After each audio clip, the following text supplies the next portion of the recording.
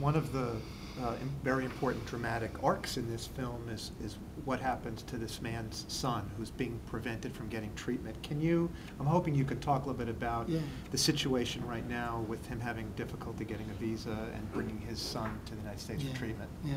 Well, one of the things that we had known on a story level and true to Ahmad's journey was that his son has an immune deficiency. This is a 3-year-old.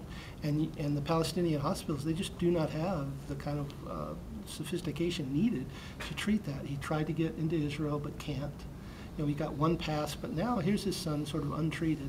And he has to weigh when he goes out to these nonviolence protests, you know, of course the Israelis know him, they take his photos of them. Are they going to, because of that, continue to deny his son access to medical care? That's a huge price to pay. For him to be willing to pay that price and to do that, I was very touched by and amazed by. So when we had the opportunity to bring him here, we said, well, let's line up a children's hospital. Let's work with someone, get his family here, and get him into. And right now, as of today, his visa has not been granted, even though we've been working on it for quite a long time. We had lined up Seattle's Children's Hospital because he has relatives there. His wife speaks Arabic, not English. Boston has an incredible children's hospital. So, you know, because the tour started here, that's what gave us the idea. But that's where it sits. We really hope that Ahmad can join us. We are holding out that he will be able to. And if he does, a very exciting additional element is his son Khalil can get some real professional tests and training.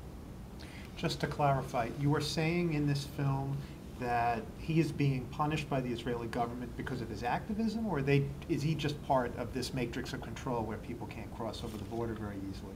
Well, I think in generally everyone's punished, you know, in their own ways. The fear is, of course, because he is a public figure, because he is working in the nonviolence movement, that they could simply say you're a threat to Israel and we're not going to allow you to come in and bring your son in. So that hangs over him. For him to continue to work in nonviolence and not to try to appease or change his position so that he could get treatment for his son, I think is the question set before him.